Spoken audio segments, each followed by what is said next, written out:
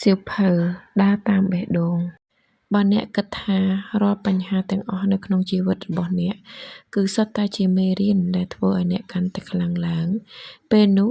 អ្នកនឹងលែងមានអារម្មណ៍ថាខ្លួនឯងជាជនរងគ្រោះទៀតហើយ1យើងកើតមកទីនេះគឺដើម្បីរៀនហើយពិភពលោកគឺជាគ្រូបង្រៀនរបស់យើង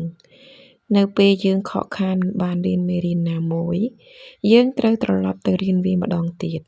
ម្ដងហើយម្ដងទៀតនៅពេលយើងរៀនមេរៀនមួយនោះរួចរាល់ហើយយើងត្រូវបន្តដំណើរទៅមុខដើម្បីរៀនមេរៀនបន្ទាប់ទៀតហើយពេញមួយជីវិតយើងមិនដែលរៀនអស់មេរៀនឡើយ1ហេតុអ្វីខ្ញុំចាំបាច់ត្រូវការជួបវិបត្តិ2មេរៀន3ការរស់នៅនិងការរៀនសូត្រមានអ្វីមួយយ៉ាងដែលអាចធ្វើឲ្យអ្នកភ្លឺភ្នែកកាលអាយុ10ឆ្នាំរបស់ដែលមានតម្លៃបំផុតរបស់ខ្ញុំគឺបាល់មួយខ្ញុំញ៉ាំអាហារជាមួយវាខ្ញុំគេងអោបវាហើយជូតសម្អាតវាជារៀងរាល់សប្តាហ៍ថែមទៀតផងគឺសម្អាតវាច្រើនជាងសម្អាតស្បែកជើងរបស់ខ្ញុំទៅទៀតខ្ញុំស្គាល់បាល់នោះគ្មានចន្លោះទេប៉ុន្តែបើនិយាយអំពីរឿងផ្សេងៗដូចជាតើទារកកើតមកពីណាវាគឺជារឿងដែលខ្ញុំស្រពិចស្រពិលដឹងមិនច្បាស់លាស់សោះឡើយនៅរសៀលថ្ងៃមួយខ្ញុំកំពុងអង្គុយលេងនៅលើចិញ្ចើមផ្លូវហើយស្រាប់តែបាត់បាល់ដ៏មានតម្លៃរបស់ខ្ញុំដើររកវាគ្រប់ទីកន្លែងខ្ញុំគិតថាប្រកាសជានរណាម្នាក់លួចវាបាត់ទៅហើយក៏មិនដឹងទីបំផុតខ្ញុំឃើញស្ត្រីម្នាក់មើលទៅដូចជាកំពុងតែលាក់បាល់របស់ខ្ញុំនៅក្នុងអៀមរបស់គាត់ដូច្នេះខ្ញុំដើរយ៉ាងលឿនតម្រង់ទៅគាត់ហើយសួរមីងយកបាល់របស់ខ្ញុំមកពាក់នៅក្នុងអៀមធ្វើអ្វីគំនិតសំខាន់យើងម្នាក់សុទ្ធតែដើរទៅដល់ដំណាក់កាលនីមួយៗនៃជីវិតជាពេលដែលយើងដល់វ័យគ្រប់គ្រាន់ដើម្បីទទួលព័ត៌មានថ្មីបើវ័យមិនទាន់មកដល់ទេទោះព័ត៌មាននោះស្ថិតនៅចំពោះមុខយើងក៏ដោយក៏យើងមើលវាមិនឃើញឬមើលវាមិនយល់ដែរពេលនោះទើបខ្ញុំដឹងថាតាមពិតគាត់មិនបានយកបាល់របស់ខ្ញុំទេប៉ុន្តែនៅរសៀលថ្ងៃនោះខ្ញុំក៏បានដឹងផងដែរថាតើទារកកើតចេញពីណាហើយថាតើស្ត្រីដែលមានផ្ទៃពោះរយៈពេល9ខែមានរូបរាងយ៉ាងដូចម្ដេចបន្តិចក្រោយមកខ្ញុំបានរកឃើញបាល់របស់ខ្ញុំវិញអ្វីដែលធ្វើឲ្យខ្ញុំចាប់អារម្មណ៍ជាទីបំផុតនោះគឺឆ្ងល់ថាហេតុអ្វីខ្ញុំមិនដែលឃើញស្ត្រីមានផ្ទៃពោះតតែសោះនៅមុនអាយុ10ឆ្នាំនិងឆ្ងល់ថាហេតុអ្វីចាប់ពីបានឃើញម្ដងនោះមកខ្ញុំហាក់ដូចជាឃើញតែស្ត្រីមានផ្ទៃពោះនៅជុំវិញខ្លួនទៅវិញ1ហេតុអ្វីខ្ញុំចាំបាច់ត្រូវការជួបវិបត្តិកលៈទេសៈតែមួយគត់ដែលធ្វើឲ្យយើងចាប់ផ្ដើមរៀនអំពីអ្វីមួយគឺនៅពេលយើងត្រូវបានវាយក្បាលពីក្រោយខ្នងតើហេតុអ្វីទៅពីព្រោះតែវាងាយខ្លាំងណាស់ក្នុងការចេះតែបណ្តែតបណ្ដោយខ្លួនមិនព្រមធ្វើអ្វីតតែសោះដើម្បីផ្លាស់ប្ដូរខ្លួនឯងដូច្នេះហើយទើបយើងនៅបន្តធ្វើអ្វីទៅតាមផ្នត់ទម្លាប់ចាស់ជាប្រពៃណីរបស់យើងរហូតដល់យើងដើរជល់នឹងជញ្ជាំងថ្មទៅភ្ញាក់ខ្លួនព្រឺតចូលលើកយកបញ្ហាសុខភាពមកធ្វើជាឧទាហរណ៍តើនៅពេលណាទើបយើងសម្រេចចិត្តផ្លាស់ប្ដូររបបអាហារនិងធ្វើលំហាត់ប្រាណគឺនៅពេលខ្លួនប្រាណរបស់យើងកំពុងតែធ្លុះធ្លាយនឹងឯងពោលគឺនៅពេលគ្រូពេទ្យប្រាប់ថាបើលោកមិនផ្លាស់ប្ដូររបៀបរស់នៅទេលោកនឹងស្លាប់ក្នុងពេលឆាប់ៗនេះមិនខានភ្លាមនោះទើបយើងស្រាប់តែមានកម្លាំងចិត្តទៅវិញនៅក្នុងទំនាក់ទំនងក៏ដូចគ្នាតើពេលណាទើបយើងនិយាយប្រាប់គ្នាទៅវិញទៅមកថា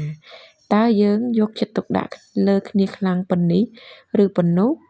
គឺនៅពេលដែលជីវិតអាពាហ៍ពិពាហ៍កំពុងតែប្រឆាគឺនៅពេលដែលគ្រួសារកំពុងតែបែកបាក់ការសិក្សាក៏មិនខុសគ្នាទេតើនៅពេលណាទើបយើងចាប់ផ្ដើមប្រឹងរៀនខ្លាំងជាទីបំផុត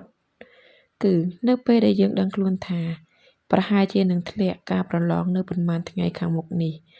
ដូចគ្នាចំពោះអាជីវកម្មតើនៅពេលណាទើបយើងព្យាយាមស្វែងរកគំនិតថ្មីនិងរៀនធ្វើការសម្រេចចិត្តឲ្យលះលះនឹងដាច់ស្រេចគឺនៅពេលយើងដាច់លុយដើម្បីបង់វិក័យប័ត្រទឹកភ្លើងនិងថ្លៃផ្ទះ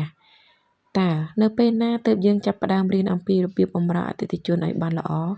គឺនៅពេលអតិថិជនលែងមកកាន់ហាងរបស់យើង នៅពេលណាទើបយើងបន់ស្រន់គឺ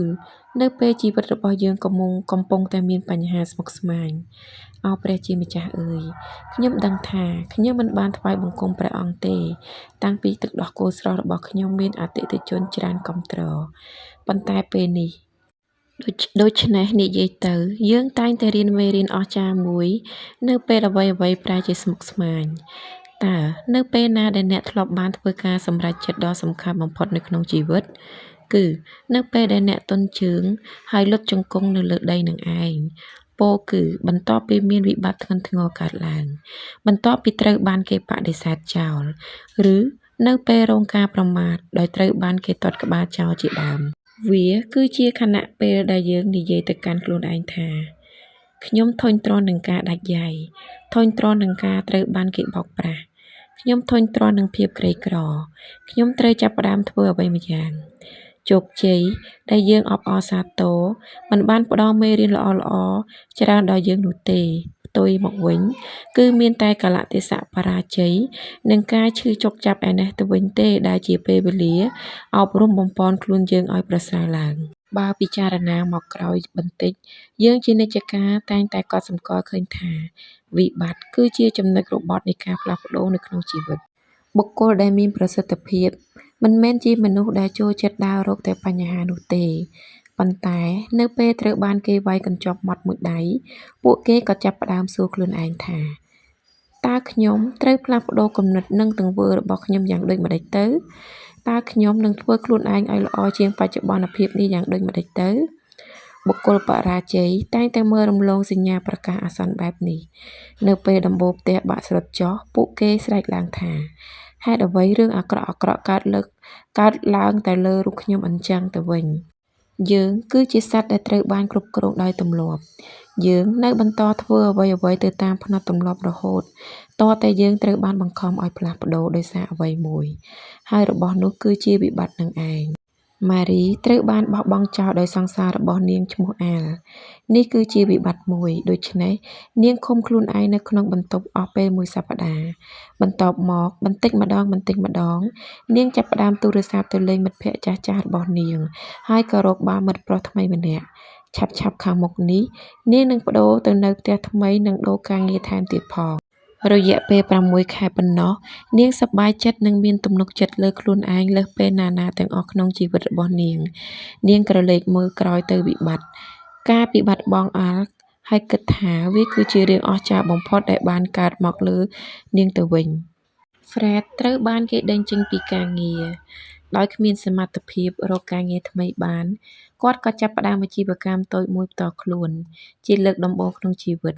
ហើយដែលគាត់បានក្លាយទៅជាចៅហ្វាយលើខ្លួនឯងហើយធ្វើការដែលខ្លួនឯងចូលចិត្ត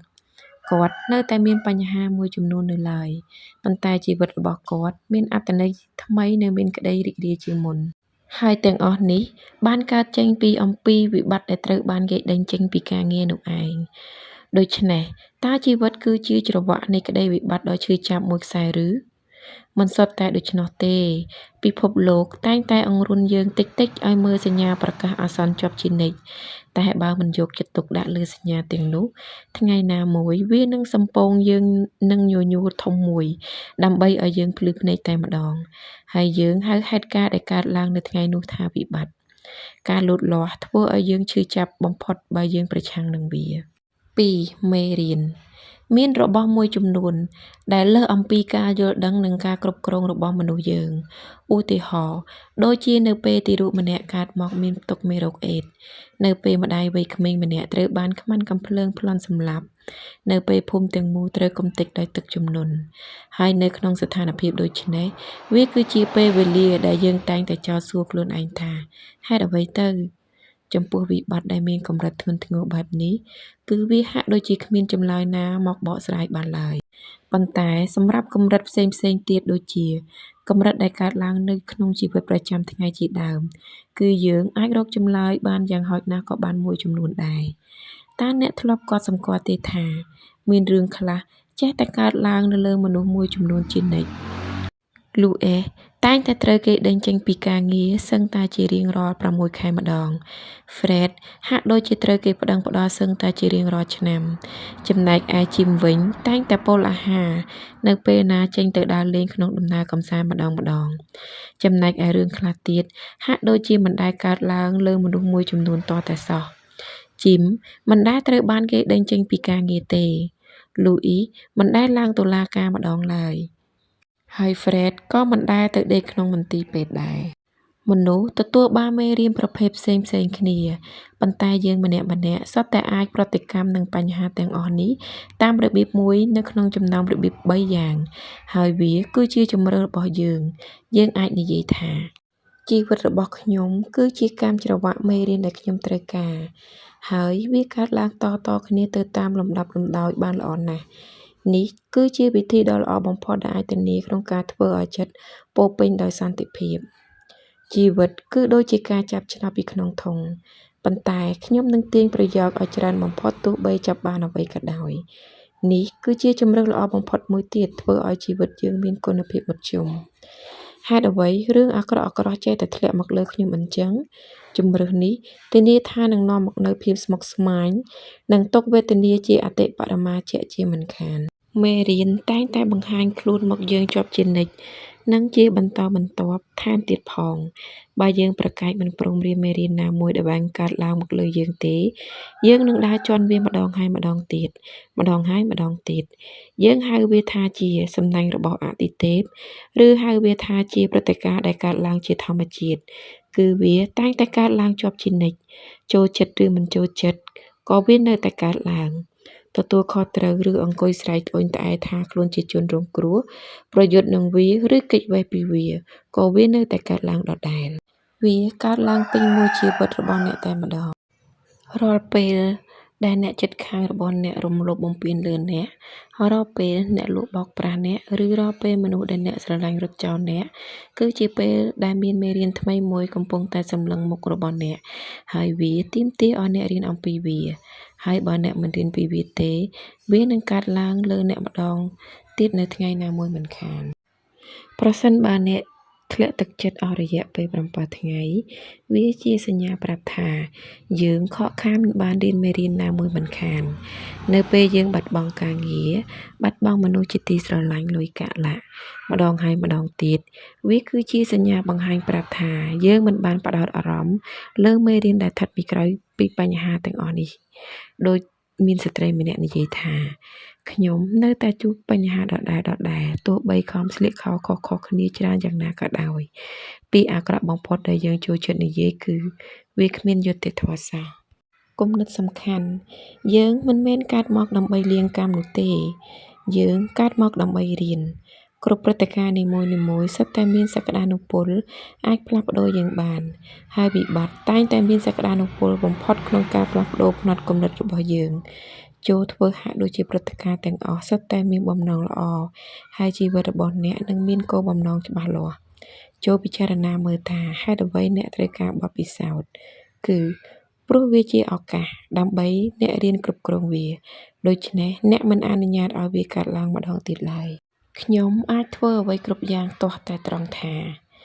យើងជានិច្ចកាលមានទម្លាប់ចង់តែពន្យាពេលរៀនមេរៀនសំខាន់បំផុតរបស់ខ្លួន យើងប្រហែលជាមើលទៅទំនាក់ទំនងដ៏រកាំរកូសជាមួយនឹងម៉ាក់របស់យើងហើយនិយាយថា ទោះបីជាគាត់នៅតែនិយាយសម្ដីគំរោះគំរើយក៏ដោយ ក៏ខ្ញុំមិនអាចធ្វើអ្វីបានក្រៅពីតែនៅតែស្រឡាញ់គាត់នោះដែរ ត្រូវហើយ អ្នកប្រហែលជាអាចធ្វើអ្វីសឹងតែគ្រប់យ៉ាង ប៉ុន្តែឥឡូវនេះ អ្នកប្រែជាតគំនិតនឹងម្ដាយរបស់អ្នកទៅវិញ មូលហេតុនឹងហើយទើបវាក្លាយជាមេរៀនថ្មីមួយដែលអ្នកត្រូវរៀន ការលូតលាស់គឺជាការចាប់ផ្ដើមពីការងារធ្វើអ្វីមួយដែលថ្មីសុទ្ធសាធ អតីតប្ដីរបស់ខ្ញុំធ្វើឲ្យខ្ញុំអំពើទុកក្នុងចិត្តជាប់ជានិច្ច ការលែងលះនឹងនរណាម្នាក់មិនមែនមានន័យថា ថ្នាក់រៀនមួយនេះរវាងយើងជាមួយគាត់ត្រូវបានបញ្ចប់នោះឡើយ នៅពេលជីវិតអាពាហ៍ពិពាហ៍ត្រូវបានបញ្ចប់ ប៉ុន្តែបើយើងនៅតែស្ដីបន្ទោសគាត់ចំពោះភាពសោកសៅ និងបំណុលរបស់យើង មានន័យថាយើងនៅតែជាប់ជំពាក់ជាមួយគាត់នៅឡើយ យើងទាំងពីរនាក់នៅតែភ្ជាប់គ្នាដោយសារតែមានមេរៀនមួយចំនួនដែលយើងមិនទាន់បានរៀន អ្នកនិយាយថា ម្នាក់នឹងហើយគឺជាមនុស្សលបៗ ខ្ញុំមិនអាចធ្វើអ្វីបានទេក្រៅតែពីលើកលែងទោសឲ្យគាត់ការលើកលែងទោសឲ្យគាត់ប្រហែលជាការដែលពិបាកធ្វើបំផុតហើយវាប្រហែលជាជំនាញមួយដែលអ្នកត្រូវតែពូកែធ្វើថែមទៀតផងដូច្នេះពេលនេះអ្នកកំពុងតែមានឱកាសល្អដើម្បីអនុវត្តវាអ្នកអាចផ្អាកថ្នាក់រៀនមួយនេះចោលប៉ុន្តែប្រសិនបើអ្នកប្រាថ្នាចង់ឲ្យជីវិតនិងសុខភាពរបស់អ្នកមានភាពប្រសើរឡើងមុននឹងក្រោយអ្នកត្រូវតែទទួលយកនឹងមេរៀននេះខណៈពេលនេះយើងជឿថាមានមនុស្សណាម្នាក់កំពុងតែអង្គុយបញ្ជាជីវិតរបស់យើងថ្ងៃណាមួយជំនឿនោះនឹងក្លាយជាការពិតចំពោះយើងជាមិនខានវាហាក់ដូចជាគេនោះគឺកំពុងឈរនៅលើផ្លូវទៅកាន់សេចក្តីសុខរបស់យើងពិតណាស់តាមពិតយើងទេដែលជាអ្នកឈរពាំងផ្លូវនេះដោយសារតែយើងបានជ្រើសរើសរបៀបដែលយើងមើលទៅមនុស្សម្នាក់នោះមេខ្ញុំជាមនុស្សចរិតអន់វាមិនមែនជាកំហុសរបស់ខ្ញុំនោះទេគាត់ត្រូវតែឈប់ធ្វើចរិតអន់បែបនេះតទៅទៀតដូច្នេះអ្វីទៅដែលជាមេរៀនដែលខ្ញុំត្រូវរៀនចេញអំពីស្ថានភាពនេះនៅពេលដែលអ្នកនៅតែប្រកាន់ជំនឿថាមេរបស់អ្នកគឺជាមនុស្សចរិតអន់គាត់នឹងនៅតែជាមនុស្សចរិតអន់បែបនេះរហូតចំពោះអ្នកហើយវាមិនអីទេក្នុងការគិតថាគាត់គឺជាមនុស្សចរិតអន់នោះប៉ុន្តែនៅពេលដែលអ្នកចង់ផ្លាស់ប្ដូរស្ថានភាពនេះចូលផ្ដោតលើចំណុចល្អៗរបស់គាត់ចូលឈប់វាយតម្លៃគាត់បែបនេះឬបែបនោះនិងចូលព្យាយាមយល់ចិត្តរបស់គាត់សូម្បីតែបន្តិចបន្តួចក៏ដោយពេលនោះបញ្ហានឹងប្រែជាល្អប្រសើរវិញជាមិនខានអ្នកអាចសួរថាតើធ្វើយ៉ាងម៉េចទៅគឺមានរាប់ពាន់លទ្ធភាពគាត់ប្រហែលជាឆ្លើយតបទៅនឹងការផ្លាស់ប្ដូរឥរិយាបថរបស់អ្នកហើយចាប់ផ្ដើមបើកចិត្តទូលាយទៅរកអ្នកគាត់ប្រហែលជាត្រូវបានផ្ទេរទៅកាន់ផ្នែកផ្សេងអ្នកប្រហែលជាអាចរកបានការងារថ្មីគាត់ប្រហែលជាទៅធ្វើការងារថ្មីអ្នកប្រហែលជាចាប់ផ្ដើមចូលចិត្តគាត់នៅថ្ងៃណាមួយពិតណាស់ជាញឹកញាប់តើយើងធ្វើឲ្យមនុស្សដែលដើមឡើយយើងមិនចូលចិត្តមកក្លាយជាមិត្តភក្តិរបស់យើងវិញបាននៅពេលអ្នកផ្លាស់ប្ដូរស្ថានភាពរបស់អ្នកនឹងផ្លាស់ប្ដូរទៅតាមនោះដែរវាគឺជាច្បាប់ធម្មជាតិអ្នកមិនចាំបាច់អង្គុយគិតពិចារណាថាហេតុអ្វីបានជាច្បាប់នឹងមានដំណើរការបែបនេះបែបនោះឡើយការផ្លាស់ប្ដូរបរិស្ថានខាងក្នុងខ្លួននឹងធ្វើឲ្យបរិស្ថានខាងក្រៅខ្លួនផ្លាស់ប្ដូរផងដែរប៉ុន្តែការផ្លាស់ប្ដូររបស់អ្នកត្រូវតែជាការផ្លាស់ប្ដូរដែលជាបរិបទសុទ្ធបើអ្នកនិយាយថាខ្ញុំនឹងទ្រាំនៅជាមួយ Fred ប៉ុន្តែខ្ញុំនៅតែគិតថាគាត់ជាមនុស្សល្ងីល្ងើអាកប្បកិរិយានេះបញ្ជាក់ថាអ្នកមិនទាន់មានការផ្លាស់ប្ដូរជាដុំកំភួននៅខាងក្នុងខ្លួនរបស់អ្នកនៅឡើយទេតើវានឹងប្រើពេលយូរប៉ុណ្ណាទៅគឺប្រើពេលយូររហូតដល់តែអ្នកផ្លាស់ប្ដូរជាស្ថាពរបើខ្ញុំគ្រាន់តែលាឈប់ពីការងារនេះតើយ៉ាងម៉េចដែរអ្នកអាចធ្វើដូច្នេះបានប៉ុន្តែអ្នកអាចជួបសំណាងអាក្រក់ច្រើនជាងល្អអ្នកអាចធ្លាក់ខ្លួនទៅធ្វើការឲ្យមនុស្សម្នាក់ដែលមានចរិតអន់ជាងនេះក៏ថាបានព្រោះអ្វីក៏អាចកើតឡើងបានដែរមើលមិនឃើញទេបើសិនជាខ្ញុំទៅរស់នៅក្នុងទីក្រុងថ្មីខ្ញុំប្រហែលជាអាចចាប់ផ្ដើមអ្វីសារជាថ្មីឡើងវិញបានខុសហើយជានិច្ចកាលកន្លែងដែលល្អបំផុតដើម្បីចាប់ផ្ដើមជាថ្មីគឺតែងតែនៅត្រង់កន្លែងដែលអ្នកកំពុងស្ថិតនៅនឹងឯងចូលពិចារណាអំពី Fred ដែលបានចម្ពាក់លុយគេសឹងតែជិតពាក់កណ្ដាលភូមិទៅហើយ Fred និយាយទៅកាន់ខ្លួនឯងថាខ្ញុំត្រូវតែចេញពីទីនេះហើយទៅល្អប៉ុន្តែនៅពេលគាត់ចាកចេញទៅកន្លែងថ្មីគាត់ក៏បាននាំផ្នត់គំនិតនិងផ្នត់ទម្លាប់ទាំងអស់នោះទៅតាមខ្លួនផងដែរហើយគំនិតនិងផ្នត់ទម្លាប់នេះហើយគឺជាអ្នករចនាជីវិតរបស់គាត់Fred បានផ្លាស់ប្ដូរទៅទីក្រុងថ្មីហើយមិនយូរប៉ុន្មានផងគាត់ក៏ស្រូបទាញស្ថានភាពទៅកាលពីមុនដដែល